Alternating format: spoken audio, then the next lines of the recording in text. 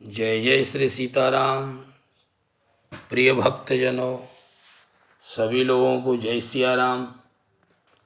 आज रामचरितमानस अयोध्या कांड में एक प्रसंग आता है उस समय का जब राजा दशरथ जी का देहांत हो गया और भरत जी को बुलाया गया। भरत जी ने सारी क्रियाएं करी। उसके बाद वशिष्ठ जी ने भरत जी को समझाया कि ये सब विधि के हाथ है, इसमें किसी का कोई दोष नहीं है, ये सब विधान है। तो यहाँ पर एक दोहा है,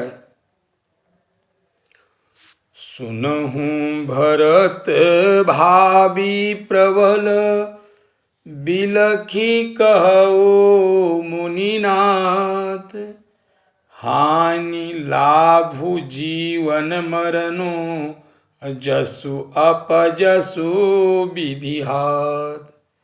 ये वशिष्ठ जी भरत जी को कहते हैं कि जीवन में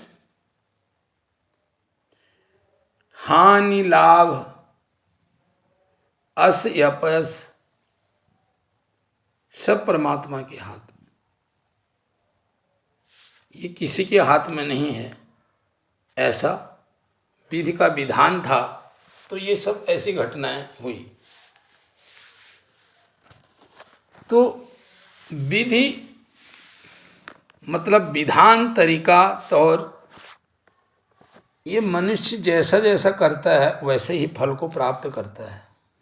जैसे आज हम लोग कहते हैं फलाने मेहनत बहुत कम करता है लेकिन यश की प्राप्ति होती है, धन की प्राप्ति होती है, ऐश्वर्य की प्राप्ति होती है, तो कहीं ना कहीं उसके पिछले जन्म के संस्कार ऐसे बढ़िया होंगे जिसका उसको फल की प्राप्ति हो रही है, या इस जन्म के संस्कार से उसको कुछ न कुछ मिल रहा है। और बहुत से लोग काम बढ़िया करते हैं लेकिन यश की प्राप्ति नहीं होती है, या धन की भी प्राप्ति नहीं होती है बहुत मेहनत करने के बाद भी। तो इसी प्रकार से रामायण में भी एक भाव के हिसाब से सबसे ज्यादा हानि किसकी हुई? रावण की।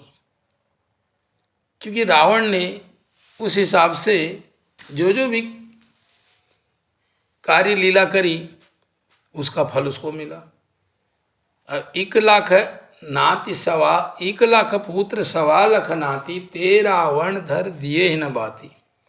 1,00,000 पुत्र 1,00,000 नाती हो करके भी रावण के घर में कोई दिया जलाने वाला ना रहा। सबसे बड़ी हानि। लाभ किसको हुआ? विभीषण जी को, लंका के राजा भी बने, यश को भी प्राप्त हुआ। अब ऐसे उन्होंने कर्म करे। उसके बाद जीवन किसको मिला? अहिल्या को। अहिल्या पत्थर की नारी बनी और भगवान श्री रामचंद्र जी का स्पर्श करने से अहिल्या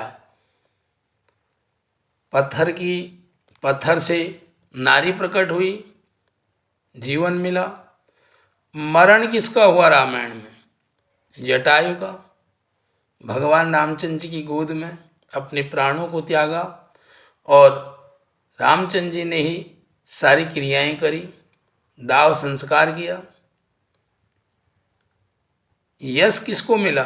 भरत जी को। भरत जैसा भाई नहीं। और भरत जी उस टाइम जब राज्य किया तो उन्हें राजकोष भी डबल हुआ, यश मिला। अपयश किसको मिला सबसे ज्यादा? कैकेयी को।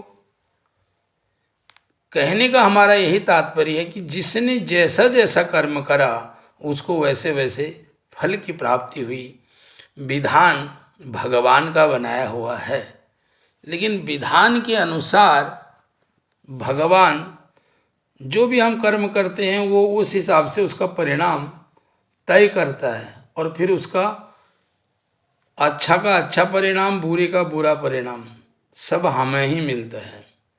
इसलिए रामायण में ये देखने को मिलता है कि जैसा जैसा कर्म हुआ वैसे वैसे फल की प्राप्ति हुई। ये सब परमात्मा के हाथ तो है, लेकिन यदि हम इस हिसाब से कर्म करते हैं तो उसकी फल हमें प्राप्त होती है। ऐसे ज्ञानवर्धन वीडियो देखने के लिए आप लोग देखें, अपने जीवन को कृतार्थ करें। जय सिया राम।